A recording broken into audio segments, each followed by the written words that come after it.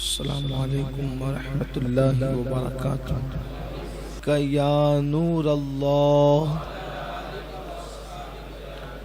صلی اللہ تعالی علیہ وسلم۔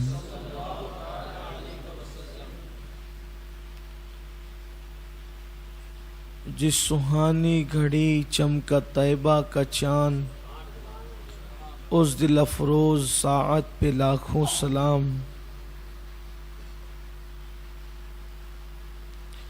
اللہ اللہ وہ بچپنے کی فبن، اس خدا بھاتی صورت پہ لاکھوں سلام۔ بھائیوں کے لیے ترک پستہ کریں، دودھ پیتوں کی نسبت پہ لاکھوں سلام۔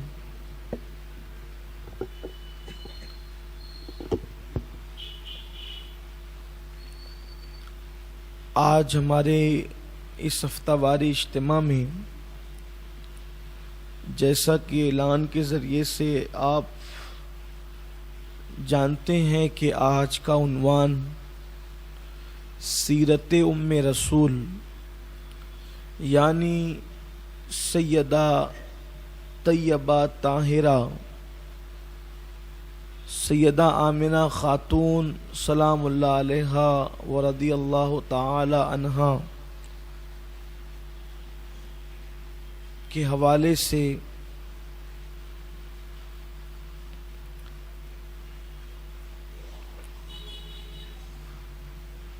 اس محفل کا انعقاد ہے۔ اللہ تعالیٰ میری اور آپ سب کی حاضری کو قبول فرمائے۔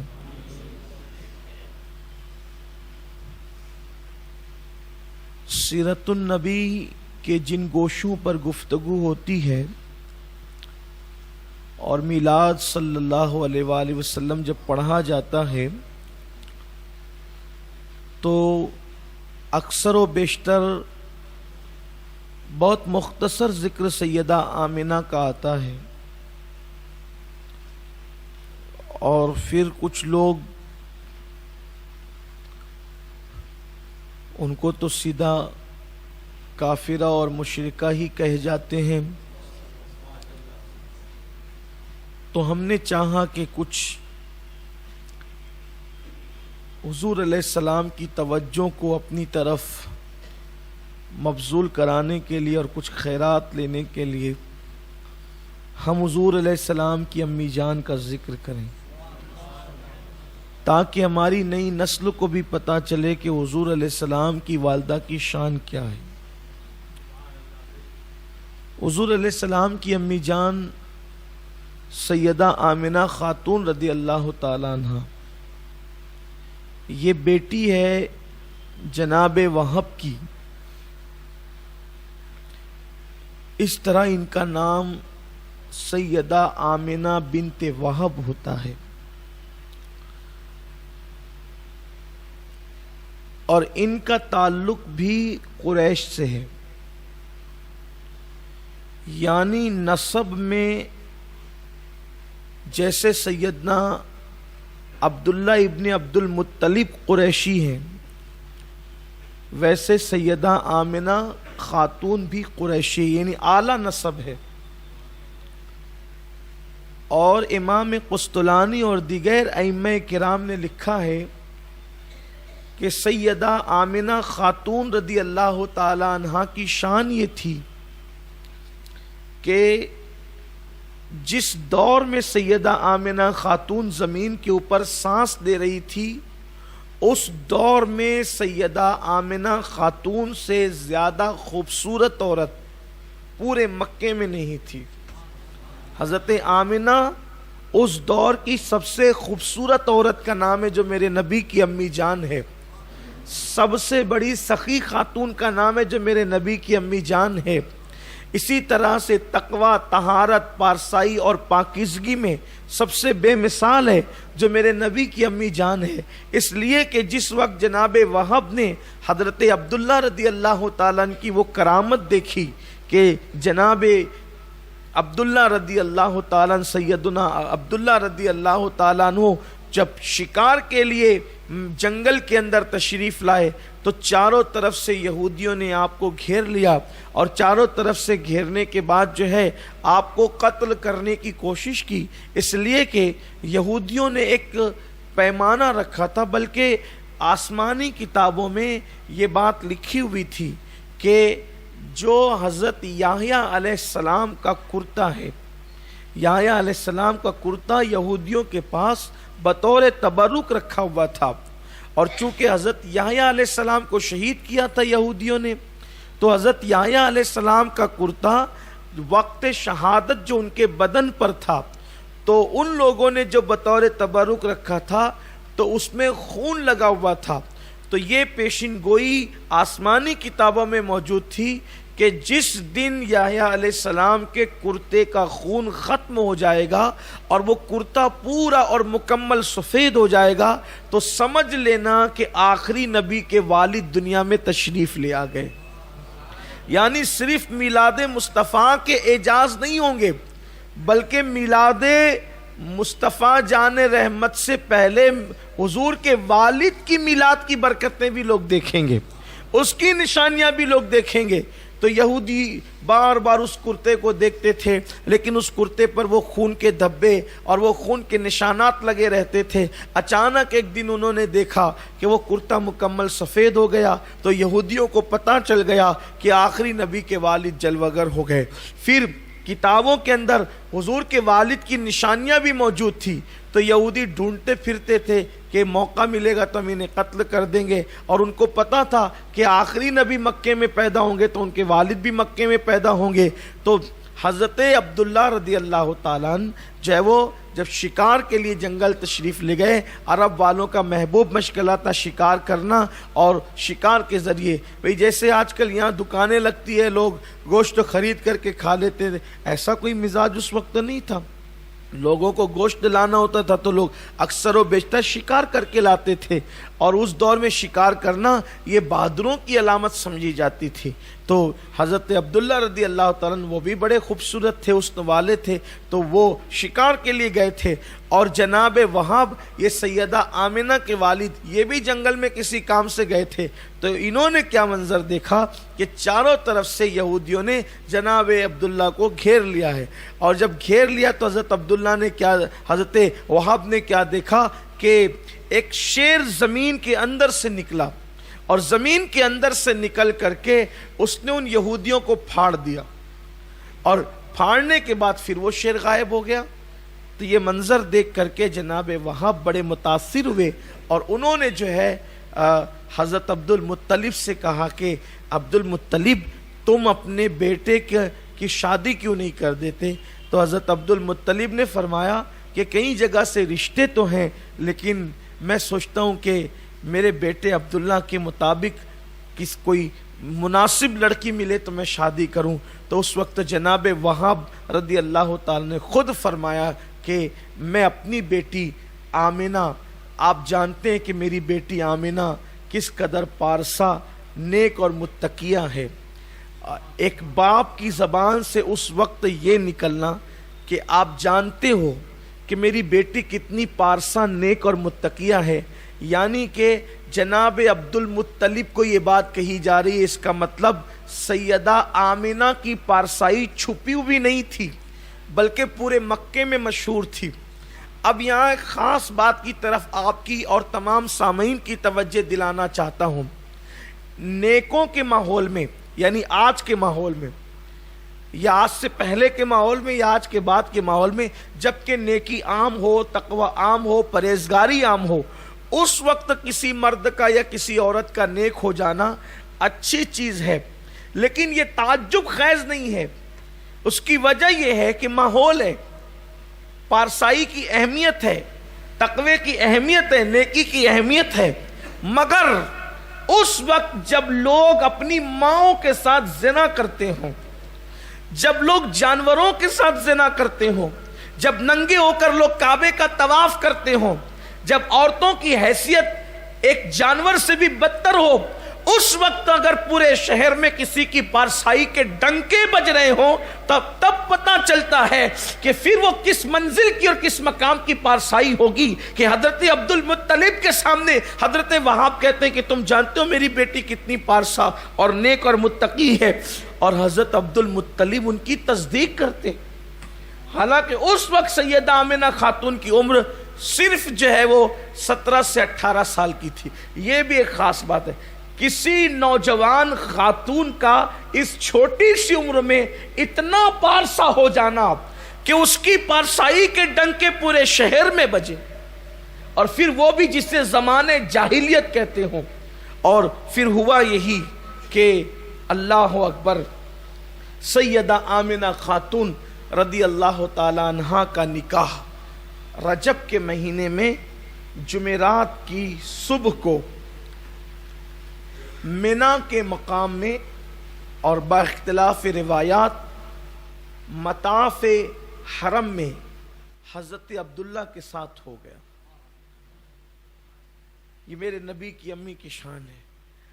اور جس شب پہلی ملاقات ہوئی اسی شب نور مصطفیٰ صلی اللہ علیہ وآلہ وسلم سیدہ آمنہ کی پیشانی میں آ گیا۔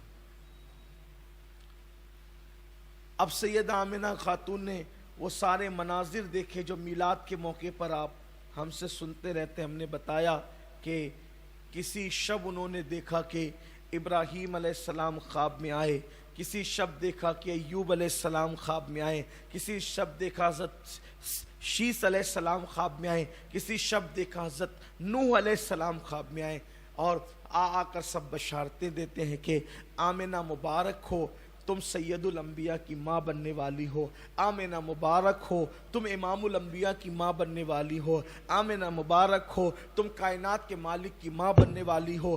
اب یہاں پہنچ کر کے میں ایک منزل پر پہنچتا ہوں کہ اگر کسی عورت نے خواب میں سب سے زیادہ کسی انبیاء کی زیارت کی ہے تو وہ تنہا میرے نبی کی امی سیدہ آمنہ خاتون کی زیارت، کیونکہ اتنے انبیاء کی زیارت کا تذکرہ کسی خاتون کی زندگی میں نہیں ملتا، یہ تنہا سید، اور پھر وہ بھی کافر ہیں۔ آپ تماشا دیکھیں، نبی کے گھر والوں کو کافر بنانے کا تماشا دیکھیں، جو اتنے انبیاء کو دیکھیں خواب کے اندر، اور خواب میں اتنے انبیاء کو دیکھیں، اور عالم بیداری میں سب سے پہلے سید الانبیاء کو اگر کوئی دیکھے، بھئی سید الانبیاء کو سب سے پہلے دیکھنے کا شرف کس نے حاصل کیا؟ حضور علیہ السلام کی پہلی زیارت کس نے کی؟ اگر سب سے پہلے کوئی زائر رسول ہے، سب سے پہلے کسی کی آنکھوں نے اگر مصطفیٰ جان رحمت کا چہرہ دیکھا ہے تو وہ ایک ہی ذات ہے جسے سیدہ آمنہ کہتے ہیں۔ پھر وہ یہ بھی تماشا ہے کہ جس نے سب سے پہلے سید الانبیاء کو دیکھا اسے بھی کافر، یعنی کہ کفر کی مشین گن نے چھوڑا کسے ہے؟ اہل ہوس کے کفر کی مشین گن نے چھوڑا کسے ہے؟ میرے پیارے آقا صلی اللہ علیہ وآلہ وسلم کے پیارے دیوانوں، اسی لیے آج ضرورت محسوس کی کہ بڑی ہذیان گوئیاں کی ہے لوگوں نے اس مرتبہ میلاد کے موقع پر، بڑی بکواس کی ہے، تو ہم نے سوچا کہ رسول اللہ صلی اللہ علیہ وآلہ وسلم کی امی جان کا ذکر ہونا چاہیے، اور تو سب سے زیادہ نبیوں کی زیارت خواب میں کرنے والی سیدہ آمنہ، سب سے پہلے امام الانبیاء کو دیکھنے والی سیدہ آمنہ۔ اور خاص بات تو یہ ہے کہ آقا کریم صلی اللہ علیہ وآلہ وسلم نے خود فرمایا کہ اچھا یہ بھی خاص بات ہے کہ مومن کا خواب سچا ہوتا ہے اور کافر کا خواب جھوٹا ہوتا ہے۔ حضور علیہ السلام فرماتے ہیں اپنے آپ کے بارے میں کہ میں اپنے دادا ابراہیم علیہ السلام کی دعا بن کر آیا ہوں، میں اپنے دادا ابراہیم علیہ السلام کی دعا بن کر آیا ہوں، اپنے بھائی عیسیٰ علیہ السلام کی نوید اور خوشخبری بن کر آیا ہوں، اور میری امی نے میری پیدائش سے پہلے جو خواب دیکھا تھا میں اس خواب کی تعبیر بن کر آیا ہوں۔ اب یہ نہ کہوں کہ تعبیر آمنہ کے خواب کی تعبیر کو مصطفیٰ جان رحمت کہتے ہیں. سیدہ آمنہ کے خواب کی تعبیر کو مصطفیٰ کہتے ہیں نا کہ میں اپنی ماں آمنہ کے خواب کی تعبیر بن کر کے آیا ہوں. کسی کا بہت اچھا وہ ایک بند ہے کہ عیسیٰ کی ہو نوید، عیسیٰ کی ہو نوید، دعائے خلیل ہو، وحدت کا گل ہو اور خدا کی دلیل ہو. عیسیٰ کی ہو نوید، یہ حدیث پاک کی تشریح کی ہے کہنے والے نے. عیسیٰ کی ہو نوید، دعائے خلیل ہو، وحدت کا گل ہو اور خدا کی دلیل ہو. دیکھا تھا آمنہ نے درخشاں وہ خواب ہو. دیکھا تھا آمنہ نے درخشاں وہ خواب ہو، بے مثل بے مثال حسن لاجواب ہو. میرے پیارے آقا صلی اللہ علیہ وسلم کے پیارے دیوانوں، تو یہ سیدہ آمنہ ہے. پھر آگے بڑھیے. آمنہ اس خاتون کا نام ہے کہ جب کوئی عورت بچے کی ولادت کے وقت بڑھتی ہے تو کبھی اس کی ساس اس کی مدد کرتی ہے، کبھی اس کی نندیں اس کی مدد کرتی ہے، کبھی اس کی بھابیاں اس کی مدد کرتی ہے، کبھی دوا کھانے کی نرسیں یا دائیاں اس کی مدد کرتی ہے. لیکن آمنہ اس مخدومہ کا نام ہے جس کی خدمت کے لیے آدم علیہ السلام کی بیوی حوا خادمہ بن کر آتی ہے، مریم خادمہ بن کر آتی ہے. روایتیں اٹھا کر کے دیکھیں، شیخ عبدالحق محدث دہلوی نے بیان کیا ہے کہ حضرت آمنہ خاتون خود کہتی ہیں کہ جب میں اپنے گھر میں تھی تو میں نے دیکھا عبد مناف کی بیٹیوں کی طرح میرے گھر میں کچھ عورتیں آئی، میں ان کو دیکھ کر گھبرا گئی. تو ایک بی بی آگے بڑھ کر کہتی ہے آمنہ گھبرا مت، میں حوا ہوں. دوسری کہتی ہے کہ میں ہاجرہ ہوں. تیسری کہتی ہے کہ میں مریم ہوں. اور ہمارے پیچھے یہ جو خوبصورت نوجوان لڑکیاں دیکھ رہی ہیں یہ ساری جنت کی حوریں ہیں اور آج تیری خدمت کے لیے آئی ہیں. مجھے حیرت ہے یہ کیسی کافرہ ہے جس کی خدمت کے لیے جنت سے عورتیں آتی ہیں. کوئی شرم تو کرے، کوئی زبان میں ان کو لگام تو دے. لوگ کافر کہنے پر آئے تو حضور کے ماں باپ کو بھی نہ چھوڑیں.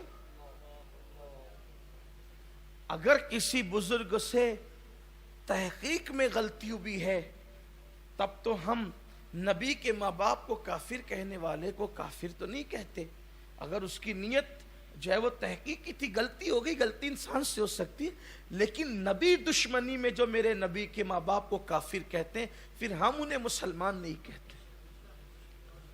لوگوں کو ہو کیا گیا ہے، صرف میلاد النبی صلی اللہ علیہ وآلہ وسلم کے واقعات پر ڈاکہ ڈالنے کے لیے جو میلاد بیان کر رہی ہیں اسی کی زندگی کو مشکوک کر دو، اسے کافرہ کہہ کے، مشرکہ کہہ کے. تو آپ غور تو کریں کہ کیسی. اور پھر میں نے یہ بھی میلاد شریف کے موقع پہ کہا تھا کہ یار کسی کی ماں چور ہو، ایری گہری ہو تو اس کی گود میں اللہ کا ولی پیدا نہیں ہوتا. قدرت نے جس آپ سوچے تو عورتوں کی کمی تھی کائنات میں عورتوں کی کمی تھی. محبوب کے لیے جس کا انتخاب کیا، محبوب کے لیے جس کو ماں بننے کا انتخاب کیا تو وہ کیسی ماں ہوگی.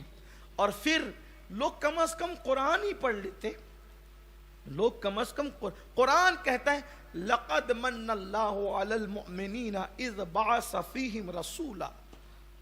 اللہ قرآن میں فرماتا ہے تحقیق اللہ نے مومنوں پر احسان کیا کہ انہی میں سے ایک رسول کو جلوگر فرمایا. توجہ آپ کی، اللہ نے مومنوں پہ کس پہ احسان کیا؟ مومنوں پہ کیا احسان کیا؟ کہ انہی میں ایک رسول کو جلوگر فرمایا. تو حضور آئے کن میں؟ حضور کن میں آئے؟ کن میں آئے؟ مومنوں میں. آپ مجھے چند مومنوں کے نام بتاؤ. کعبے کی چھت پر تو بت رکھے ہوئے تھے، کون مومن تھا اس وقت؟ اس وقت مومن کون تھا؟ قرآن کہتا ہے نبی کافروں میں نہیں مومنوں میں آئے. نبی مومنوں میں آئے تو وہ مومن کون تھے؟ جن میں نبی تشریف لائے تو وہ نبی کے گھر والے تھے۔ سب مشرک ہو گئے تھے لیکن نبی کا گھرانہ ایمان پر موجود تھا۔ جو بھی لوگ رہے ہوں تو جن میں تشریف لائے عبد المطلب تھے، جن میں تشریف لائے سیدہ آمنہ تھی، جن میں تشریف لائے وہ اور نبی کے وہ مقدس اور فیروز بخت اعلیٰ صفت نبی اکرم صلی اللہ علیہ وسلم کے گھر مومنین کا ہے نا قرآن۔ مومن یہ بھی اشارہ مل رہا ہے، مفسرین اس طرف بھی اشارہ کرتے ہیں کہ نبی کے والدین کے مومن ہونے کے لیے یہ آیہ کریمہ بھی اشارہ کر رہی ہے کہ حضور مومنوں کے درمیان تشریف لائے۔ تو یہ سیدہ آمنہ خاتون رضی اللہ تعالیٰ عنہ کی زندگی ہے۔ بڑی سخی تھی، بڑی حسن والی تھی، بڑی پارسا تھی، بڑی متقی تھی، اور پھر انہوں نے مصطفیٰ جان رحمت کو جنم دیا۔ حضور ان کی کوکھ سے، ان کی گود سے تولد ہوئے۔ اب آپ دیکھیں کائنات کی یہ ایک عورت ہے جس کو یہ کہنے کا حق ہے کہ میرا شہزادہ مالک جنت ہے، میرا شہزادہ مالک کوثر ہے، میرا شہزادہ اللہ کے خزانوں کا مالک ہے، جس کی ماں یہ کہہ سکتی ہوں۔ اور پھر اللہ کے رسول علیہ السلام نے اپنی زندگی میں کئی مرتبہ اپنی امی کا تذکرہ کیا، چونکہ سیدہ آمنہ خاتون رضی اللہ تعالی عنہ بہت چھوٹی عمر میں بیوہ ہو گئی تھی، بلکہ یہ سمجھ لیں کہ شادی کو تیسرا مہینہ ہی شروع ہوا تھا شادی کو، اور سیدہ آمنہ بیوہ ہو گئی تھی۔ اچھا یہ بھی بتا دوں، حضرت آمنہ خاتون اپنی وقت کی عظیم شاعرہ تھی، یعنی شعر کہنے کا اللہ تعالیٰ نے آپ کو ہنر عطا کیا۔ حیرت کی بات یہ، زمانہ جاہلیت میں میرے نبی کی امی جان کا انداز تو دیکھیں، میرے نبی کی والدہ کا انداز دیکھیں کہ جاہلیت کے دور میں اتنی عظیم شاعرہ ہے۔ طبقات میں امام ابن سعد نے، اسی طریقے سے سیرت ابن ہشام میں، اسی طرح سے امام قسطلانی نے مواہب اللدنیہ میں سیدہ آمنہ کے اشعار کو باضابطہ طور پہ جب وہ لکھا ہے وہاں انہوں نے کوٹ کیا ہے۔ ابھی انشاءاللہ تعالی ابھی آگے وقت آئے گا تو میں اس کو پڑھوں گا آپ کے سامنے اور پیش کروں گا۔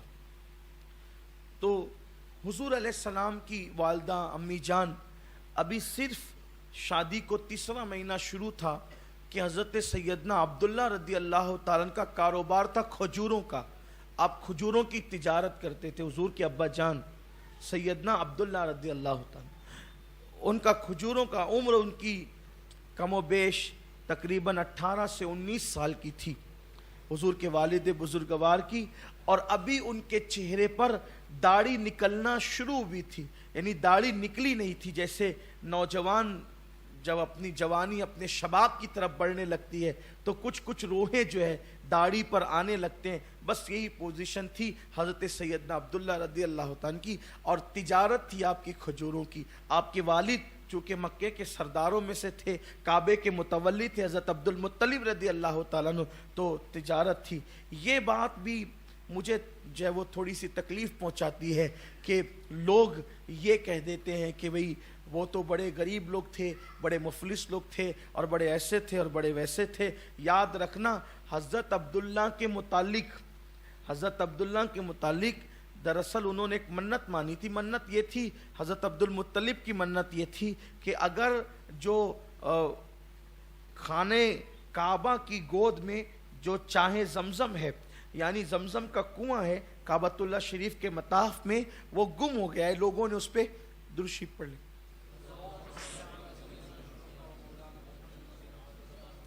رب صلی وسلم دائما ابدا علی حبیبک خیر الخلق کلہم صلاۃ و سلام علیک یا جد الحسن والحسین۔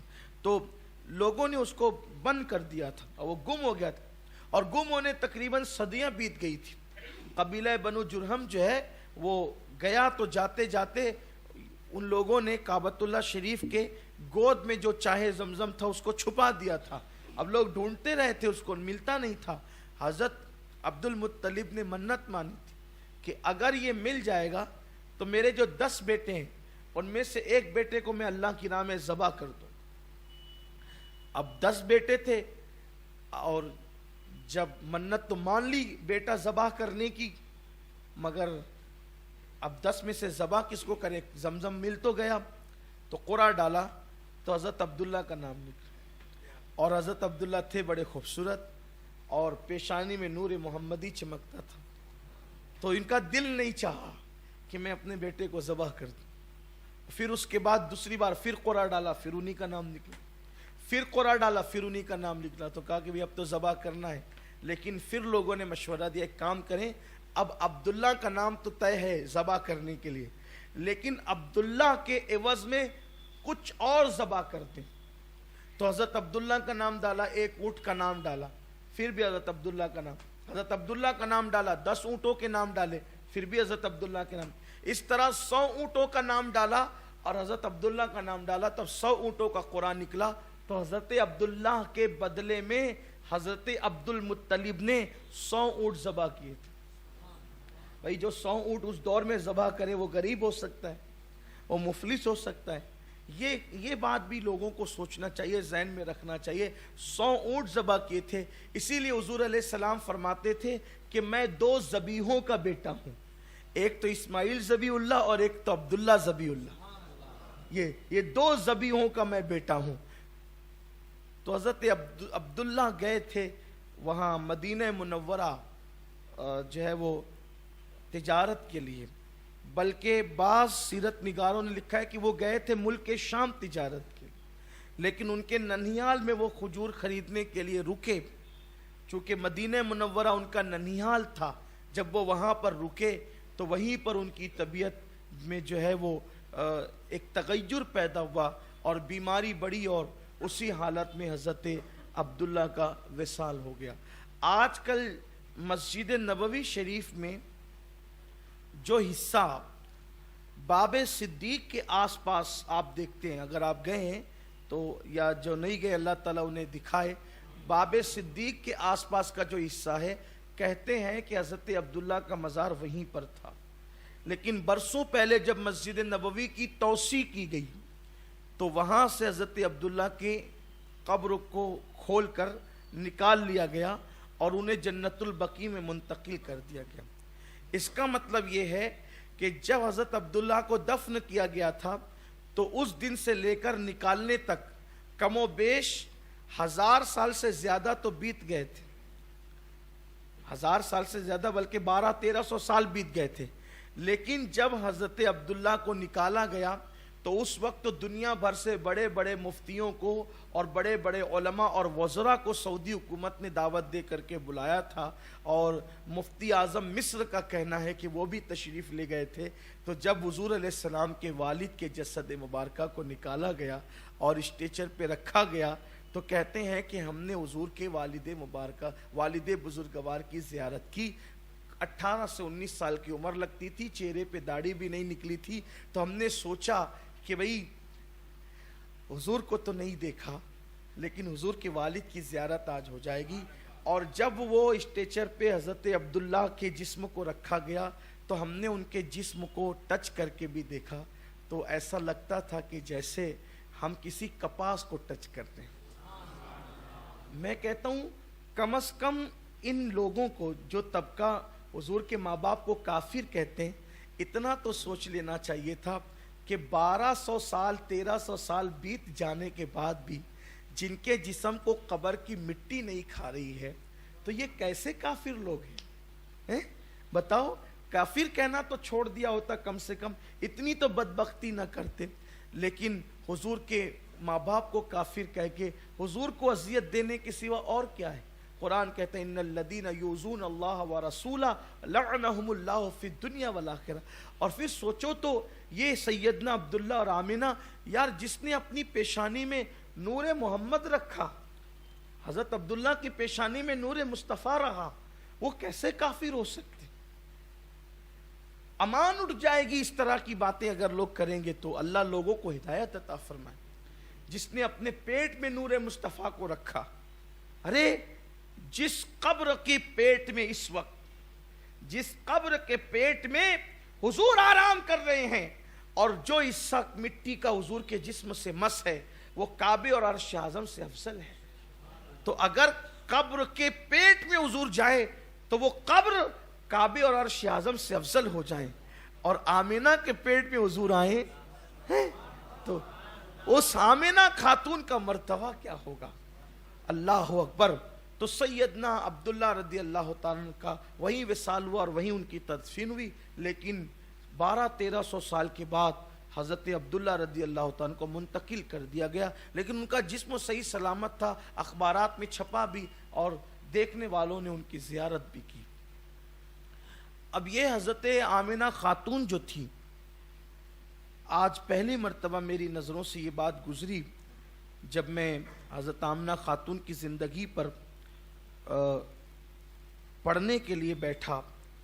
آج ایک نئی کتاب میرے ہاتھ لگی تو میں اس میں پڑھنے کے لیے بیٹھا، تو میرے علم میں صرف یہی بات تھی کہ حضرت آمنہ خاتون حضور علیہ السلام کو لے کر پہلی مرتبہ اپنے شوہر کے مزار پر گئی، لیکن مصنف نے لکھا ہے کہ حضرت آمنہ کا معمول تھا کہ وہ ہر سال میں ایک مرتبہ حضور علیہ السلام کی ولادت کے بعد سے سال میں ایک مرتبہ ہر سال جناب عبداللہ کی قبر کی زیارت کے لیے تشریف لے جاتی تھی۔ حالانکہ اس سے پہلے میرا خیال یہی تھا کہ شاید وہ خود بھی پہلی مرتبہ گئی ہوگی، لیکن یہاں مصنف نے لکھا ہے، اور اس کو جس مصنف نے لکھا ہے وہ تو بہت بڑے محدث ہیں، لیکن اس کو نقل جو کیا ہے ہماری جماعت کے بہت بڑے عالم ہے، حضور مفتی اعظمین کے خلیفہ ہیں، اور 2200 کم و بیش کتابوں کے مصنف ہے حضرت علامہ فیض احمد اویسی رحمۃ اللہ تعالی علیہ۔ انہوں نے لکھا ہے کہ وہ، حالانکہ انہوں نے بہت بڑے محدث کے حوالے سے لکھا ہے کہ وہ سال میں ایک مرتبہ ہر سال تشریف لے جاتی تھی۔ اب یہ بات جس محدث کی طرف سے لکھی گئی ہے یہ سچ ہے، ظاہر سی بات ہے، ہمیں تو کوئی شک نہیں ہے، ہمیں تو اپنے بزرگوں کی باتوں پہ کوئی شک نہیں ہے۔ یہ بات اگر سچ مان لی جائے اور بالکل سچ ہے تو اس کا مطلب یہ ہے کہ ہر سال عرس کرنے کا جو مزاج ہے یہ بھی کوئی بدعت نہیں ہوئی۔ ہر سال حضرت آمنہ خاتون جا رہی ہیں، تو سال بہ سال کسی مزار کے لیے سفر کرنا یہ کسی مولوی کی بدعت نہیں ہے، یہ حضور کی امی جان کی سنت ہے، یہ حضور کی امی جان کا طریقہ ہے۔ تو ابھی درمیان میں اگر وہ محدث کا نام یاد آئے گا تو انشاءاللہ تعالی میں عرض کر دوں گا، تاکہ آپ کو پتہ چلے کہ حضور علیہ الصلوۃ والتسلیم کی والدہ محترمہ ہر سال تشریف لے جاتی تھی حضرت عبداللہ کے مزار پر، اور چونکہ ان دنوں حضور علیہ الصلوۃ والتسلیم جو تھے وہ سیدہ آمنہ کے پاس نہیں تھے بلکہ حلیمہ سعدیہ کے پاس تھے، اور آپ جانتے ہیں حضور کو سب سے پہلے، یہ بات بھی آپ کے ذہن میں ہونی چاہیے، حضور کو سب سے پہلے اگر کسی نے پہچانا ہے عظمت، شان، شوکت اور بزرگی کے اعتبار سے تو وہ بھی سیدہ آمنہ کی ذات ہے، کیونکہ جب امام قسطلانی کے مواہب اللدنیہ پڑھتے ہیں یا امام ابن سعد کی طبقات پڑھتے ہیں تو اس بات کا پتہ چلتا ہے کہ جس وقت آمنہ خاتون حلیمہ سعدیہ کو سونپ رہی تھی، حضور علیہ الصلوۃ والتسلیم کو جب سونپ رہی تھی حلیمہ سعدیہ کو، تو اس وقت حضرت آمنہ خاتون نے حلیمہ سعدیہ کو بٹھا کر کے کہا تھا، حلیمہ دیکھ، جس بچے کو تو لے کر جا رہی ہے وہ بچہ معمولی بچہ نہیں ہے، جب میں نے پیٹ میں رکھا تو یہ عجائبات دیکھے، ولادت کے وقت یہ عجائبات دیکھے، اس لیے میرے بچے کا بڑا خیال کرنا کیونکہ یہ معمولی بچہ نہیں ہے۔ اس سے پتہ چلا حضرت آمنہ خاتون کے جملے یہ ہے کہ میرا بیٹا بہت شان والا ہوگا، مشرق و مغرب میں اس کی عظمت کے ڈنکے بجیں گے، اس کی بزرگی کے ڈنکے بجیں گے۔ یہ حضرت آمنہ خاتون حلیمہ سعدیہ کو وصیت فرما رہی ہے۔ اب آپ سے پوچھنا چاہتا ہوں، سارے بزرگوں کی اہمیت سر آنکھوں پر ہے، لیکن حضور علیہ السلام کی شان سب سے پہلے اگر کسی نے بیان کیا ہے تو وہ میرے نبی کی امی سیدہ آمنہ خاتون رضی اللہ تعالیٰ عنہا ہے، اور المختصر یہ کہ پھر حلیمہ سعدیہ لے کر گئی، حلیمہ سعدیہ کا اپنا بیان ہے۔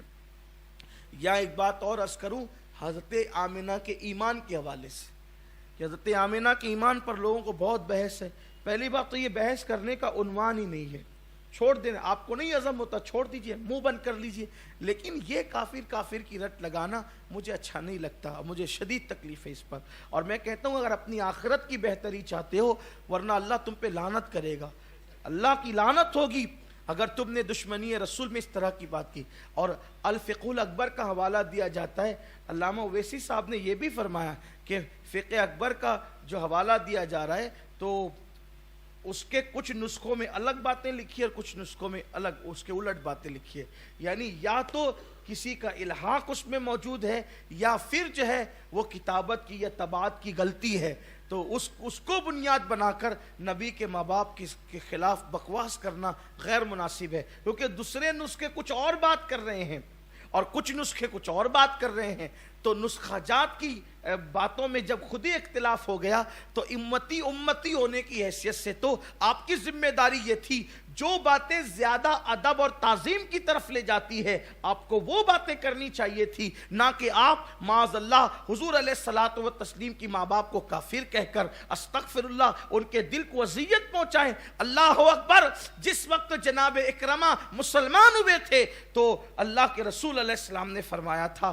کہ ابو جہل کو ان کے سامنے برا مت کہنا، یعنی کسی کافر کی وجہ سے کسی مومن کا دل مت دکھانا۔ اب آپ مجھے بتائیں کہ ابو جہل جیسے کافر کے متعلق جو ہے وہ نصیحت وصیت کی جا رہی، بات کہی جا رہی ہے کہ بھئی ان کے بیٹے کے سامنے ان کے باپ کو برا مت کہا کرو، کہ کہیں ایسا نہ ہو کہ باپ کی برائی سن کر ان کے دل کو تکلیف ہو، ایک کافر کی وجہ سے ایک مومن کو تکلیف ہو۔ سوچو تو صحیح کہ جو واقعی کافر ہے تو ان کے بیٹے کے سامنے جو ہے وہ اس کی برائی کرنے کے لیے منع کر دیا گیا، جن کے ایمان کے بارے میں روایتیں ملتی ہو، قرائن ملتے ہو، شواہد ملتے ہو، احادیث ملتی ہو، آپ اس کو ضعیف کہہ کے موضوع کہہ کر کہ حضور کا دل دکھا رہے، اور جو حضور کا دل دکھائے اللہ قرآن میں فرماتا ہے لعنہم اللہ فی الدنیا والآخرہ، دنیا میں بھی لعنت ہے اور آخرت میں بھی لعنت۔ آپ جانتے ہیں حضرت ملا علی قاری نے تحقیق کرتے وقت حدیث پہ وہ لکھ رہے تھے تو تحقیق کرتے وقت حضور کے ماں باپ کے لیے لکھ دیا کہ وہ کافر تھے، حضور کے ماں باپ کے لیے لکھ دیا، نیت بری نہیں تھی، وہ عاشق رسول تھے، مگر تحقیق میں ان سے غلطی ہوگی، بھئی انسان ہے، غلطی ہو گئی، ان سے کوئی عداوت نہیں تھی، غلطی ہو گئی ان سے۔ ان کے استاد ابن حجر مکی رحمۃ اللہ علیہ نے خواب دیکھا کہ وہ چھت پر چڑھے اور وہ گرے تو ان کا پیر ٹوٹ گیا ہے، تو ان کے استاد نے فرمایا تھا اس نے نبی کے ماں باپ کی بے ادبی کی ہے اس لیے اس انجام کو پہنچا ہے، اور بعد میں واقعی ان کا پیر ٹوٹ گیا، اور آخری عمر میں ان کی دولت بھی لٹ گئی تھی، فقر و فاقہ اور بڑی بے کسی کی زندگی انہوں نے گزاری ملا علی قاری نے۔ تو لوگ یہی کہتے تھے کہ حضور کے ماں باپ کے لیے ان کی زبان، ان کے قلم سے ایسے الفاظ نکل گئے جو ان کی زبان سے یا ان کے قلم سے ایسے الفاظ نکلنے نہیں چاہیے تھی، مگر یہ کوئی عداوت نہ تھی بلکہ تحقیق کی غلطی تھی، مگر پھر بھی اس پر ان کی پکڑ ہوئی اور وہ آزمائش میں گرفتار ہوئے۔ تو لوگوں کو چاہیے کہ زبان کھولیں تو احتیاط سے، ورنہ کس کا کیا جانا ہے، آزمائش میں آپ گرفتار ہوں گے، تباہی آپ کی ہوگی، بربادی آپ کی ہوگی، اور کس کا کیا جائے گا۔ حضور کے ماں باپ کا کیا جانا ہے، وہ تو ماں باپ ہے سید الانبیاء کے، حضور کے خاندان کا کیا جانا ہے، وہ خاندان ہے سید الانبیاء کا، مالک جنت ان کے شہزادے کو کہتے ہیں، مصطفیٰ جان رحمت ان کے شہزادے ہیں، ان کے بیٹے ہیں، اللہ اکبر۔ تو ان ماں باپ کا کیا جانا ہے جن کی گود میں مصطفیٰ جان رحمت تشریف لائیں۔ بگڑنا تو آپ کا ہے، تباہی تو آپ کی ہے کہ آپ جو ہے وہ گستاخیاں کر کے اپنی بنی بگاڑ رہے ہیں، اپنے آپ کو تباہ اور برباد کر رہے ہیں۔ میرے پیارے آقا صلی اللہ علیہ وسلم کے دیوانوں، تو ان کے ایمان پر ایک بات کہنا چاہتا ہوں کہ حضور علیہ الصلوۃ والتسلیم کو جس عورت نے دودھ پلایا، چاہے ایک ہی مرتبہ پلایا، اللہ تعالیٰ نے سب کو ایمان کی دولت عطا، حتیٰ کہ وہ اجنبی لڑکیاں بھی ایمان پا گئیں۔ اب وہ لڑکیاں کہاں رہی اور وہ اجنبی کہاں رہی، وہ تو صحابیات کے درجے کو پہنچ گئی، لیکن بتانے اور سمجھانے کے لیے وہ ایمان پا گئی۔ جب حلیمہ خاتون رضی اللہ تعالیٰ عنہ، بی بی حلیمہ حضور کو لے کر کے چلی اور جنگل میں پہنچی تو فرماتی ہیں کہ میری سواری جہاں پیر رکھتی تھی وہ جنگل ہرے ہو جاتے تھے، خشکیاں ختم ہو جاتی تھی، میں لے کر کے جا رہی تھی، ایسے میں لڑکیاں کچھ لڑکیاں وہ کنویں سے نہا کر آ رہی تھی، نو عمر لڑکیاں تھی، ابھی ان کی شادیاں نہیں ہوئی تھی، لیکن ان لڑکیوں کے منہ سے نکلا کاش ہم شادی شدہ ہوتی، اولاد والی ہوتی تو اس بچے کو ہم بھی دودھ پلاتی، کتنا خوبصورت بچہ ہے۔ بس حضور علیہ السلام نے یہ سنا اور ان کی گود کی طرف جانے لگے، اور میں سمجھ گئی کہ یہ ان کی بچیوں کی گود میں جانا چاہتے ہیں۔ تو حضور جس کی گود میں گئے اس کنواری لڑکی کو اللہ تعالیٰ نے یہ صلاحیت دے دی کہ وہ دودھ پلا سکے۔ کنواری بچیوں نے ان کو دودھ پلایا۔ گویا حلیمہ کو بھی بتانا تھا، حلیمہ تو پلا کر احسان نہیں کر رہی ہے، اگر میں چاہوں تو کنواریوں سے بھی پی سکتا ہوں، اگر میں چاہوں تو وہ جو لڑکیاں تھی اتفاق سے ساری لڑکیوں کا نام عاتقہ تھا، سب کا نام عاتقہ۔ بھئی کچھ علاقے ایسے ہوتے ہیں نا کہ جہاں کسی نام کی اکثریت ہوتی ہے، جیسے آپ کرناٹک چلے جائیں تو وہاں پر خواجہ نام کی بڑی کثرت ہوتی، اسی طریقے سے گجرات چلے جائیں تو عادل نام کی بڑی کثرت ہوتی، اور ایسے ہی جو ہے وہ الگ الگ جگہ پر نام کے کچھ الگ ایک ان کا انداز ہوتا ہے کہ وہ کثرت سے یہ نام رکھتے ہیں، کثرت سے اس طرح کے نام رکھتے ہیں۔ تو ہو سکتا ہے شاید اس دیہات میں عاتقہ نام زیادہ پسند ہو لوگوں کو، ساری وہ جتنے لڑکیاں تھیں، 4-5 لڑکیاں یا 3 لڑکیاں یا 6 یا 7 لڑکیاں، وہ سب کے نام عاتقہ تھے، اور حضور نے سب کا دودھ پیا، اللہ نے سب کو ایمان کی دولت عطا فرمائی۔ اب آپ مجھے بتائیں چلتے چلتے سفر کے اندر اگر ایک یعنی کہ کسی ایسی لڑکی جو کنواری تھی ایک بار اس کا دودھ پی لیا تو اللہ نے اس کو ایمان کی دولت عطا فرمائی۔ 9 مہینے جس کے پیٹ میں رہے اس کو ایمان سے کیسے محروم رکھا گیا ہوگا۔ اب سیدہ آمنہ خاتون جو ہے وہ حضور علیہ السلام دنیا میں تشریف لاتے ہیں، اور ہر سال وہ حضرت عبداللہ کے مزار پہ جاتی ہیں، اور جب حضور علیہ السلام کی عمر 6 سال کی ہو گئی تو اس کا واقعہ کچھ یہ ہے۔ اب میں بات سمیٹ لوں جلدی سے کیونکہ ٹائم ہو گیا، اور آپ سے گزارش کرتا ہوں کہ اب آپ تھوڑا جلدی آئیں، اس لیے کہ عشاء جلدی ہو گئی ہے، سردی کے دن شروع ہو گئے، عشاء جلدی ہو گئی ہے۔ مرکز پہ عشاء کب ہوتی ہے؟ 8 بجے ہو جاتی ہے، اس کا مطلب 8:30 بجے سے اجتماع شروع ہو جاتا ہے۔ تو اب جو 10:15 10:30 بجے بیان مرکزی آخری بیان شروع ہوتا تھا، تو اب ہم کوشش کریں گے کہ اس کو 9:45 بجے شروع کر دیں، تاکہ سردیوں میں جلدی سے 10:30 11:15 تک اجتماع بھی ختم ہو جائے اور آپ اپنے گھروں کو جلدی سے تشریف لے جائیں۔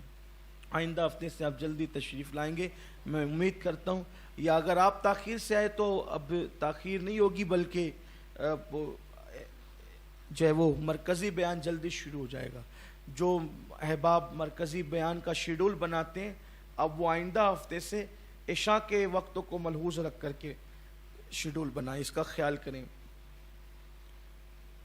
تو عرض کر رہا تھا کہ حلیمہ 2 سال کے بعد دودھ پلا کر کے لے آئی، لیکن پھر جی نہیں بھرا تو حضرت حلیمہ کہتی ہے کہ میں ان کو اور لے جانا چاہتا، لے گئی۔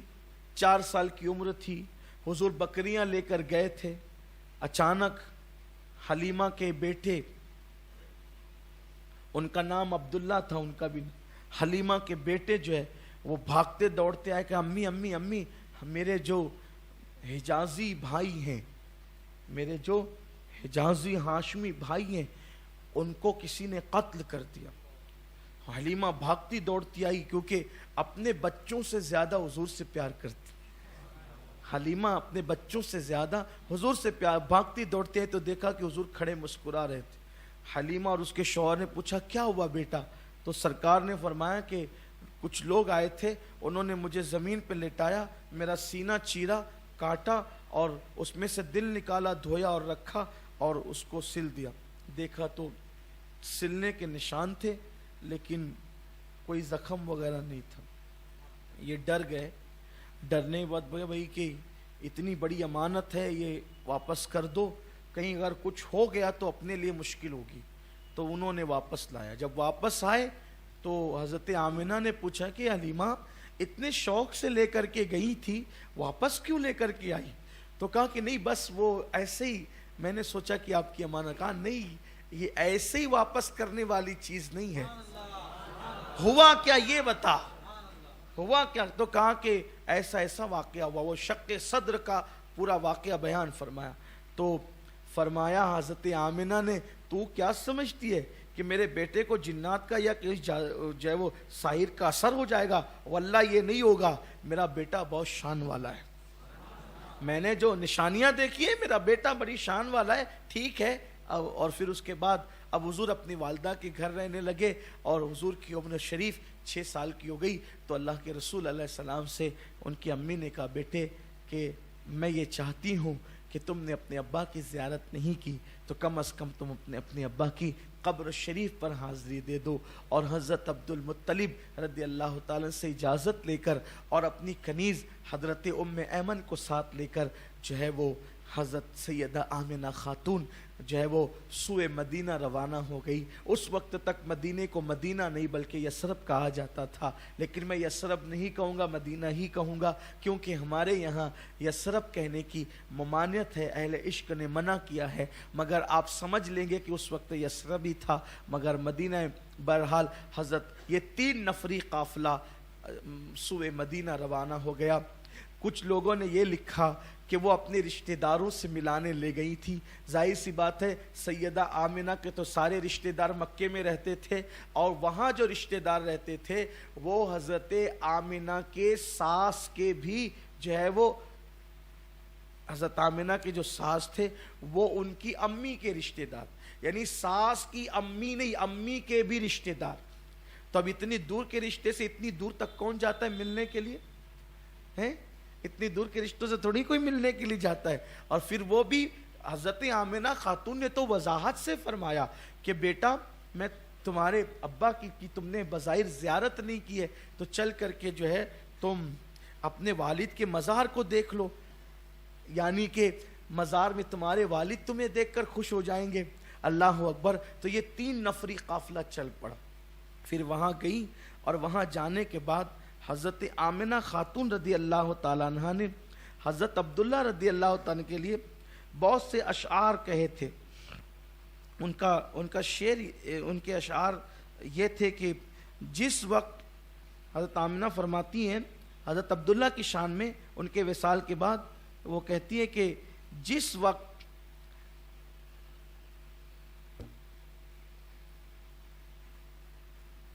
اہل یثرب حضرت عبداللہ کے جنازے کو کندھا دے رہے تھے، یعنی کہ حالت مسافرت میں عبداللہ کے دوست جو عبداللہ کے جنازے کو کندھا دے رہے تھے تو وہ پیار سے جنازہ اٹھا کر لے کر چل رہے تھے، اور عذرائے محبت وہ باری باری کندھوں کو تبدیل کرتے تھے اور آگے بڑھتے تھے. اور کہتی ہے بطحا کی زمین آل ہاشم سے خالی ہو گئی، یعنی بطحا کی زمین جناب عبداللہ سے خالی ہو گئی، اور کفن میں لپیٹے ہوئے اپنے اہل سے بہت دور قبر میں چلے گئے. موت نے ان کو اچانک پکارا اور انہوں نے اس کی دعوت کو قبول کیا. افسوس کہ موت نے عبداللہ کی مثل لوگوں میں نہیں چھوڑا، یعنی بے مثال ہستی تھی عبداللہ اور موت نے ان کو نہیں چھوڑا. اس طریقے سے جو ہے وہ جناب عبداللہ کے حوالے سے سیدہ آمنہ خاتون رضی اللہ تعالیٰ عنہ جو ہے وہ یوں خراج پیش کرتی ہے، اور پھر کہتی ہے کہ ہم اس جوان پر روتے ہیں، ہم اس جوان پر روتے ہیں جو اپنے وقت کا بڑا پاک باز اور پارسا تھا. سیدہ آمنہ خاتون اس طرح کے اشعار. اور پھر جب وہاں قبر انور پر کھڑی ہوئی تو قبر انور پر کھڑی کھڑی آپ پر ایک کیفیت طاری ہو گئی. جو کیفیت طاری ہوئی حضرت آمنہ خاتون پر، تو شوہر کا جو غم تھا وہ آپ پر طاری ہو گیا، اور شوہر کے غم میں جو ہے وہ آپ ڈوب گئی. اور اس کے بعد کبھی اپنے شوہر کی قبر کو دیکھتی اور کبھی اپنے معصوم شہزادے 6 سال کے नन्हे पैगंबर को देखती, कभी देखती अपने शौहर की कब्र को, और कभी देखती हुजूर के मासूम चेहरे को और रोती जाती। और हुजूर अलैहिस्सलाम की कैफियत ये थी कि अम्मी को रोता देखकर हुजूर अलैहिस्सलाम की आंखों से भी मुसलसल आंसू जारी थे। और फिर उसके बाद अपने शहजादे का हाथ पकड़ा और पकड़ करके कब्र अनवर से रोते हुए तशरीफ ले गई। एक सदमा था दिल पर, हालांकि आती थी हर साल, लेकिन इस मर्तबा जो सदमा था वो शायद अपने से ज्यादा अपने बेटे का एहसास था कि कितनी छोटी सी उम्र में इस शहजादे ने जो है वो सदमा उठाया है बाप के चले जाने का, कि कैसी जिंदगी है कि अभी शिकम में, माँ के शिकम में सिर्फ 2 महीने के हमल की शक्ल में, और बाप का साया गोया के सर से उठ जाता है। हालांकि इसमें भी अल्लाह की बेशुमार हिकमतें। जब हजरत अब्दुल्ला का विसाल हो गया तो फरिश्तों ने कहा अल्लाह तेरा महबूब यतीम हो गया, तो जवाब आया कि मेरा महबूब यतीम क्या हुआ, हम उसकी परवरिश करें, हम उसकी तरबियत करेंगे, हम अपनी आगोश रहमत में उसको पनाह अता करेंगे। गोया के बाप का साया सर से उठा लेने में हिकमत ये थी कि अल्लाह अकबर, बाप का एहसान भी महबूब के सर पे रहे, कुदरत को ये गवारा ना हुआ कि कुदरत के सिवा किसी का एहसान ना रहे। तो हजरत आमिना खातून को एहसास था कि मेरा ये मासूम शहजादा पेट में 2 महीने के हमल की शक्ल में, और बाप का साया सर से उठ गया, और अब आप आज वो 6 साल की उम्र को पहुंचा है तो अपने बाप के मज़ार पर आया है, और कभी चेहरा देखती है हुजूर का और कभी मज़ार देखती है हज़रत अब्दुल्ला का, और रोती जाती है। आखिरकार जब निकली है और अपनी सवारी पर बैठी है तो उस सदमे से निढाल आगे को बढ़ती रही, और फिर मक्कतुल मुकर्रमा और मदीना मुनव्वरा के बीच में एक मकाम पड़ता है, मकाम अबवा। वहाँ तबीयत इतनी ज़्यादा आपकी जो है वो तब में तगय्युर आ गया, तब्दीली आ गई तबीयत के अंदर। मैं ये नहीं कहूँगा कि तबीयत ख़राब हो गई, मैं कतन ये बात नहीं कहना चाहता, इसलिए थोड़ा सा मैं अल्फाज बढ़ा चढ़ा करके कह रहा हूँ, क्योंकि बेअदबी के कोई अल्फाज मेरी ज़बान से ना निकल जाएं। ये नबी की अम्मी जान है, कोई अपनी माँ की बेअदबी करे तो उससे खुशियाँ छिन जाती है, ये तो नबी की अम्मी है। हम सब के माँ बाप कुर्बान हैं नबी की अम्मी जान के कदमों पर, हमारी औलादें कुर्बान है नबी की अम्मी जान के कदमों पर, हमारी जानें कुर्बान है नबी की अम्मी जान के कदमों पर। अल्लाह अकबर। तो सैयदा आमिना की तबीयत में कुछ तगय्युर और तब्दीली पैदा हुई, और इसका जिक्र उन्होंने हज़रत उम्मे ऐमन से किया। उम्मे ऐमन ने क्या किया, जो रास्ता था उस रास्ते से हटकर एक छोटा सा टीला था, उस टीले पर लेकर के हज़रत आमिना खातून को चढ़ गई। छोटा ही टीला था, और उस टीले को जो है वो अल्हम्दुलिल्लाह हमने देखा, उसकी ज़ियारत की है, वहाँ पर हम गए हैं। तो छोटे से टीले पे ले गई, और ले जाने के बाद वहाँ पर हज़रत आमिना खातून को उस टीले पे, छोटे से टीले पे लिटा दिया, और नीचे पत्थर का सरहाना हज़रत आमिना खातून के सर के नीचे रख दिया। हुजूर अलैहिस्सलाम माँ के सीने की तरफ बैठ गए। बहुत सारी किताबों का निचोड़ जो है अपने अल्फाज के जामे में आपकी खिदमत में पेश कर रहा हूँ। हुजूर अलैहिस्सलाम की अम्मी लेटी हुई है, सरकार सीने की तरफ बैठे हुए हैं, हुजूर अलैहिस्सलाम का चेहरा देखती है, रोती है। हुजूर अपनी माँ को रोता देख करके खुद भी रोने लगते हैं।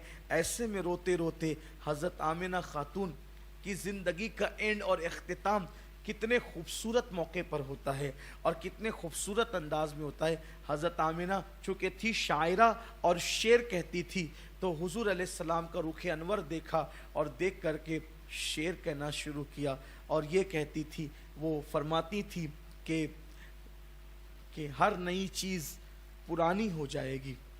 आपके शेर हैं, हर नई चीज़ पुरानी हो जाएगी, हर उरूज को ज़वाल आएगा, बड़े बड़े फना के घाट उतर जाएंगे, लेकिन मैं हमेशा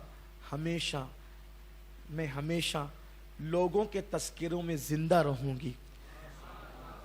हमेशा मेरा जिक्र होता रहेगा, हमेशा लोग मुझे याद करते रहेंगे, क्योंकि मैंने ऐसे बेटे को जन्म दिया है जिसके डंके मशरिक व मगरिब में बजेंगे। यानी बाल्फाज दिगर कहिए कि हज़रत आमिना हुजूर की नात पढ़ती जा रही है। کہتی ہیں کہ میں نے اتنے خوبصورت بیٹے کو جنم دیا ہے، میں نے اتنے حسین بیٹے کو جنم دیا ہے کہ میرے بیٹے کی وجہ سے میرا ذکر ہمیشہ باقی رہے گا، میرا تذکرہ ہمیشہ باقی رہے گا۔ اللہ اکبر۔ اور یہ کہتی جاتی ہیں اور روتی جاتی ہیں، یہ کہتی جاتی ہیں روتی جاتی ہیں، اور پھر کہتی ہے بیٹا، اور حضور کی طرف مخاطب وہ کہتی ہے میں تجھے اللہ کی پناہ میں دیتی ہوں۔ دیکھیے فرما رہی میں تجھے اللہ کی پناہ میں دیتی ہوں، اور میرے بیٹے میں اس بات کو بھی کہتی ہوں کہ تو بتوں کے قریب مت جانا۔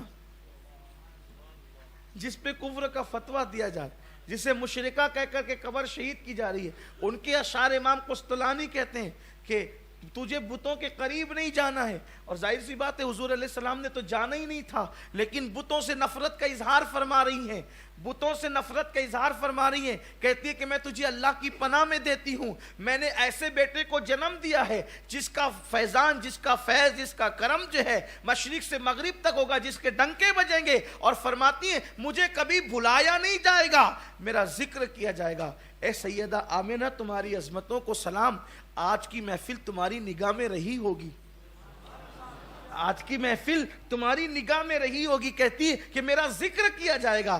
ہاں ہاں آپ کا ذکر بالکل کیا جائے گا، اور کیوں نہ کیا جائے، کیونکہ تو ایسے نبی کی ماں ہے جو صرف نبی ہی نہیں بلکہ نبیوں کا نبی ہے، نبی الانبیاء ہے، امام الانبیاء ہے، سید الرسل ہے، کائنات کا قوم مولا ہے۔ اور اسی طرح اشعار پڑھتی جاتی ہیں، کئی اشعار ہیں ان کے، اسی طرح اشعار پڑھتی جاتی ہیں، اور اشعار پڑھتے پڑھتے اچانک ایک ہچکی آتی ہے اور سیدہ آمنہ کی آنکھیں بند ہو جاتی۔ حضور علیہ تھوڑا تصور میں لائیں، ابوا کا مقام ہے، جنگل ہے، کوئی نہیں ہے، ایک چھوٹا سا ٹیلا ہے، 3 نفری قافلہ ہے، اور سرہانے پتھر ہے، اور 6 سال کا معصوم اپنی ماں کے سینے کے پاس بیٹھا ہوا ہے، اور وہ ماں دنیا سے جاتے جاتے اپنے معصوم بیٹے کے لیے جو نبیوں کا امام ہے اشعار پڑھتی ہیں، اور پڑھتے پڑھتے چپ ہو جاتی ہے۔ ماں بھی رو رہی تھی، حضور بھی رو رہے تھے، دونوں کو دیکھ کر ام ایمن بھی رو رہی تھی، ایک جذبات کا ماحول تھا، جذباتیت کا ماحول تھا۔ ایسے میں حضور علیہ السلام کی آنکھیں بند ہو جاتی ہے، اور اللہ کے رسول علیہ السلام کی آنکھیں جب بند ہوئی تو سرکار کی والدہ کی آنکھیں بند ہوتی ہے، تو حضور علیہ السلام جب ماں کو چپ ہوتا ہوا دیکھتے ہیں تو حضور علیہ السلام اپنی ماں کی طرف بڑھ کر کہتے ہیں کہ امی تم چپ کیوں ہو گئی، تم بولتی کیوں نہیں، امی بولو۔ بس اتنا کہنا تھا کہ ام ایمن نے حضور علیہ السلام کو اپنے سینے سے چمٹا لیا اور کہا کہ بیٹا اس طرح نہیں کہتے، جو دنیا سے چلے جاتے ہیں وہ کبھی بولا نہیں کرتے۔ گویا کہ یہ پہلا اتفاق تھا بظاہر کہ اللہ کے نبی صلی اللہ علیہ وآلہ وسلم نے 6 سال کی عمر میں پہلی مرتبہ کسی کو دنیا سے جاتے ہوئے دیکھا تھا، اور جب آپ نے پہلی بار کہا کہ امی تم چپ کیوں ہو گئی، امی بولو تم بولتی کیوں نہیں، تو ام ایمن نے حضور کو منع کر دیا کہ آپ ایسا نہ کہیں، میرا ایمان کہتا ہے اگر دوسری مرتبہ حضور کہہ دیتے کہ امی تم بولتی کیوں نہیں، تو دنیا دیکھ لیتی کہ وہ آمنہ پھر سے بولنا شروع کر دے، لیکن اللہ کو کچھ اور ہی منظور تھا۔ ام ایمن نے کہا شہزادے محمد جو دنیا سے چلے جاتے ہیں انہیں قبر اور لحد کے سپرد کر دیا جاتا ہے، اور پھر پشت زمین نے وہ منظر دیکھا اور چشم فلک نے وہ منظر دیکھا کہ اسی ابوا کا وہ خوش نصیب ٹیلا تھا جس ٹیلے پر اللہ کے نبی صلی اللہ علیہ وآلہ وسلم نے ام ایمن کے ساتھ مل کر اپنی ماں کی قبر کھودنا شروع کیا۔ ننھے سے 6 سال کے خوبصورت نرم نازک ہاتھوں میں ایک پتھر تھا نوکیلا، اور ام ایمن کے ساتھ آپ جو ہے وہ قبر کھود رہے تھے۔ قدرت نے محبوب کے ہاتھوں پر اس ٹیلے کو اتنا نرم کر دیا تھا کہ آسان ہو گیا اور قبر کھود دی گئی۔ گویا کہ آمنہ کتنی خوش نصیب اور کتنی خوش بخت خاتون کا نام ہے کہ کہ کسی کی قبر مرید کھودتے ہیں، کسی کی قبر صحابہ نے کھودی، کسی کی قبر اولیاء نے کھودی۔ آمنہ وہ خوش نصیب عورت کا نام ہے جس کی قبر نبیوں کے امام نے صرف 6 سال کی عمر میں کھودی اور پہلی مرتبہ کھودی، اور شاید پہلی اور آخری مرتبہ کھودی۔ اللہ اکبر۔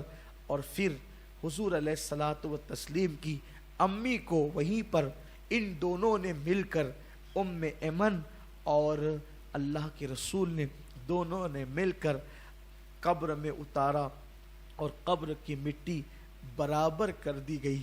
اور جب قبر کی مٹی برابر کر دی گئی تو ام ایمن نے حضور علیہ السلام کا ہاتھ پکڑا، حضور علیہ السلام کا ہاتھ پکڑا، اور ہاتھ پکڑ کر ام ایمن ٹیلے سے نیچے اترنے لگی۔ جب ٹیلے سے نیچے اتری، اس لیے کہ حضور علیہ السلام ام ایمن سے مانوس تھے، کیونکہ وہ حضور کی امی جان کی کنیز تھی، تو کبھی کبھی تنہائی میں ام ایمن کے ساتھ رہتے تھے۔ ام ایمن نے ہاتھ پکڑا، اور ام ایمن ہاتھ پکڑ کے حضور کو نیچے لے کر کے اتری۔ اس وقت حضور نیچے اتر گئے، لیکن جب سواری پر بٹھایا اور سواری کو بٹھا کر کے جب ام ایمن نے جو ہے وہ سواری کو اٹھانے کا ارادہ کیا کہ اب چل پڑیں گے، ایسے میں حضور علیہ السلام نے پلٹ کر ام ایمن کی طرف دیکھا اور بڑی معصومیت سے پوچھا، ام ایمن میری امی، ام ایمن میری امی۔ جیسے ہی حضور نے پوچھا میری امی، ام ایمن نے سینے سے لگا کر کہا، میرے شہزادے اب آپ کی امی ہمیشہ اسی جنگل میں رہے گی، آپ کی امی نے اب ہمیشہ یہی رہنا ہے آپ کی امی نے ہمیشہ۔ اور یہ کہہ کر ام ایمن برداشت نہ کر سکی اور رونے لگی۔ اللہ کے رسول علیہ السلام نے ام ایمن کو چھوڑا اور پھر آپ کہیں تشریف لے گئے۔ جب آپ کہیں گئے تو ام ایمن آپ کے پیچھے گئی اور چاہا کہ وہاں سے آپ کو لے لیں۔ تو ام ایمن بیان کرتی ہے کہ جب میں حضور کی طرف گئی تو میں نے دیکھا کہ حضور علیہ السلام اپنی ماں کی قبر سے لپٹ کر رو رہے تھے۔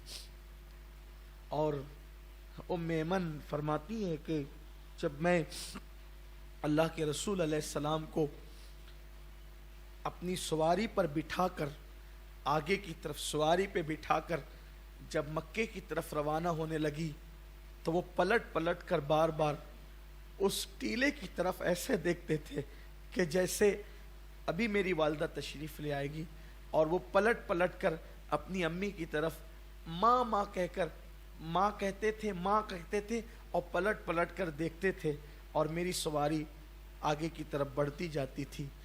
اس طرح سے پھر پتہ نہیں کس طرح سے حضور علیہ السلام کے آنسو خشک ہوئے، اور حضور نے آنکھوں سے آنسو کب روکے یہ اللہ جانے، کس طرح آنسو خشک ہوئے یہ اللہ جانے، اللہ کا رسول جانے۔ لیکن حضور کا وہ پلٹ کر کے دیکھنے کا انداز، مجھے احساس اس وقت ہوا۔ میں نے کئی مرتبہ یہ واقعہ تقریروں میں بیان کیا، لیکن جب میں رمضان المبارک میں مقام ابوا پہنچا تو میرے ساتھ کئی ساتھی تھے۔ حضور کی امی کے مزار پہ جب ہم گئے اور وہاں جب دعا کی تو میرے ایک ساتھی نے، سید صاحب تھے، انہوں نے کہا، اللہ کی قسم کھا کے کہتا ہوں عرفات کی وادی میں مجھ پہ وہ رقت طاری نہیں ہوئی جو سیدہ آمنہ کے مزار پہ رقت طاری ہوئی۔ وہ سید صاحب تھے، انہوں نے بیان کیا۔ اور جب ہم نکل رہے تھے وہاں سے تو آپ یقین جانے اللہ کے گھر میں کہتا ہوں کہ میرا دل چاہتا تھا کہ میں پلٹ کر پھر قبر آمنہ کی طرف دیکھ، اور میں پلٹ کر دیکھ رہا تھا۔ اچانک میں تو یوں ہی دیکھ رہا تھا کہ پتہ نہیں اب دوبارہ نصیب میں ہوگا کہ نہیں ہوگا جانا۔ میں پلٹ کر کے دیکھ رہا تھا، اچانک میرے خیال میں یہ بات آئی کہ اللہ کے رسول علیہ السلام جب ماں کی قبر سے رخصت ہو رہے تھے پلٹ پلٹ کر دیکھ رہے تھے، یعنی کہ اللہ اکبر، اللہ نے ایسی کشش رکھی ہے حضرت آمنہ کے مزار میں کہ حضور نے پلٹ کر کے دیکھا تو گویا کہ جانے والے آج بھی پلٹ پلٹ کر مڑ مڑ کے دیکھتے ہیں۔ پھر میں نے احباب سے کہا کہ آپ سب بھی پلٹ پلٹ کر کے دیکھیں، اس لیے کہ اس قبر کو پلٹ پلٹ کر نبیوں کے امام نے دیکھا۔ مگر آگے کی گفتگو بہت طویل ہے اور ہمارا ٹائم اختتام کو پہنچا، مگر بہت افسوس کے ساتھ یہ بات مجھے کہنی پڑتی ہے، پہلے بھی کہا آج بھی کہتا ہوں کہ جس قبر کو اللہ کے نبی نے اپنے ہاتھوں سے بنایا تھا، لوگوں نے یہ کہہ کر اس قبر کو شہید کر دیا کہ یہ مشرکہ کی قبر ہے۔ انا للہ و انا الیہ راجعون۔ بڑا ستم کیا لوگوں نے، کاش مسلمان فرقہ واریت کی طرف نہ جاتے اور نبی کے قدموں سے وابستہ رہتے۔ فرقہ واریت نے کس مقام پر لوگوں کو پہنچا دیا، نبی کے ماں باپ کو کافر کہہ رہے، نبی کی ذات کو مناظرے کا عنوان بنا رہے، نبی کا علم غیب، نبی کا حاضر و ناظر، حیات النبی، لوگ اس کے لیے شکوک و شبہات پیدا کر رہے ہیں۔ لوگوں اللہ سے ڈرو، ایک دن اللہ کی عدالت میں پہنچنا ہے، اللہ کو منہ دکھانا ہے، اور قیامت میں کس کی نہیں چلے گی؟ اسی کی چلے گی جو آمنہ کا لال ہے، ہاں، اور انہی کی غلامی نجات دلوائے گی۔ یاد رکھنا، یہاں جو چاہو کر لو، مگر نجات تو اسی کی ہے جو حضور کا غلام ہے۔ میں اللہ سے دعا کرتا ہوں کہ اللہ تعالیٰ سیدہ آمنہ کے مزار پر رحمت و نور کی برسات فرمائے اور ان کا صدقہ میں عطا فرمائے۔ بس جاتے جاتے آخری بات عرض کر دوں، دراصل اہل بدعت کی یہ عادت ہے کہ پہلے وہ مزارات سے روکتے ہیں، جب ہم نہیں رکتے ہیں تو وہ شک پیدا کرتے ہیں۔ تو یہی شک پیدا کیا حضرت آمنہ کے مزار کے لیے، یہ کہا کہ ان کا مزار ابوا میں نہیں ہے، ان کا مزار ابوا میں نہیں بلکہ ان کا مزار مکے میں ہے کہیں، ان کا مزار ابوا میں نہیں بلکہ مکے میں ہے۔ تو بس میں آخری روایت پڑھ دیتا ہوں مدارج النبوہ کے حوالے سے اور سبل الہدیٰ کے حوالے سے، ضیاء النبی میں بھی یہ بات موجود ہے کہ حضور علیہ السلام کی امی کا مزار ابوا ہی میں ہے۔ یہ نظریہ تو مکے کے کافروں کا بھی تھا، حضور کی امی کا مزار ابوا میں ہونا یہ اختلافی مسئلہ نہیں ہے، ابوا میں ان کا مزار ہے، یہ مکے کے کافر بھی کہتے تھے۔ اس کی وجہ، سب سے بڑی وجہ سن لیں اور بات ختم ہے، ورنہ اور بھی دلیلیں ہیں کہ ابوا میں مزار ہونے کی کیا دلیلیں۔ حضور علیہ السلام 1000 صحابہ کو لے کر بھی گئے ہیں اپنی ماں کے مزار پر، انشاءاللہ کبھی موقع رہا تو وہ آپ کے سامنے ہم پیش کریں گے۔ حضور خود بھی گئے کم و بیش، اس لیے کہ ایک غزوہ ابوا بھی ہوا ہے،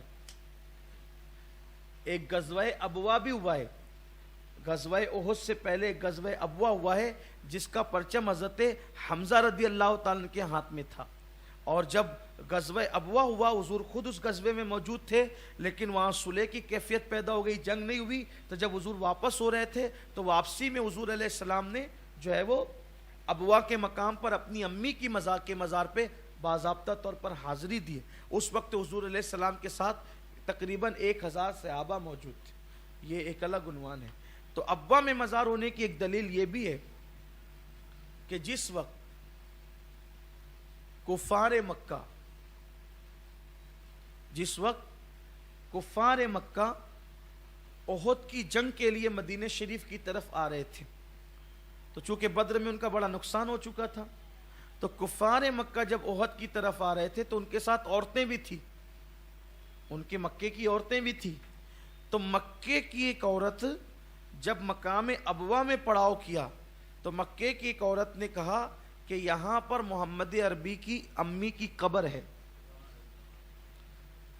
احد کی جنگ میں آتے آتے وہ جو عورتیں ساتھ میں تھی کافروں کے ساتھ، تو اس نے ایک عورت نے کہا کہ یہاں آمنہ کی قبر ہے، ایک کام کرتے ہیں، چلو آمنہ کی قبر کھود لیتے ہیں اور کھود کر کے ان کا جسم نکال لیتے ہیں، تو ہوگا یہ کہ جب محمد عربی ہمارے لوگوں کو قیدی بنا لیں گے تو ہم ان سے کہیں گے کہ تمہاری ماں کی لاش تو ہمارے قبضے میں، تو اگر ہمارے قیدیوں کو تم نہیں چھوڑو گے تو ہم تمہاری ماں کی لاش کو اذیت پہنچائیں گے، تو اس طرح سے ہم ان کو ان کی ماں کی لاش دے دیں گے اور اپنے قیدیوں کو چھڑا لیں گے، کیونکہ پہلے تو بدر میں قیدی بنائے گئے تھے تو اس کا خیال یہ تھا۔ تو اس وقت کچھ لوگ اس کے ساتھ ہو گئے، اس عورت کے ساتھ، کیا چلو چل کر کے قبر اکھاڑ لیتے ہیں، لیکن کسی شخص نے یہ مشورہ دیا کہ دیکھو ایسی بری بات کی شروعات مت کرو، کیونکہ اگر جنگ کے موقع پہ تم نے ایک دوسرے کی قبر کی اکھاڑنے کی شروعات کی، آج تم نبی کی ماں کی قبر اکھاڑو گے تو تمہارے جو دشمن ہے تو وہ بھی تمہارے رشتہ داروں کی قبروں کو جانتے وہ بھی اکھاڑیں گے، اور یہ سلسلہ شروع ہو گیا تو پھر کسی کی قبر محفوظ نہیں رہے گی، اس لیے یہ کام مت کرو۔ تو اس طرح سے اللہ نے اپنے محبوب کی ماں کی قبر کی حفاظت ان لوگوں کے ہاتھوں سے کی تھی۔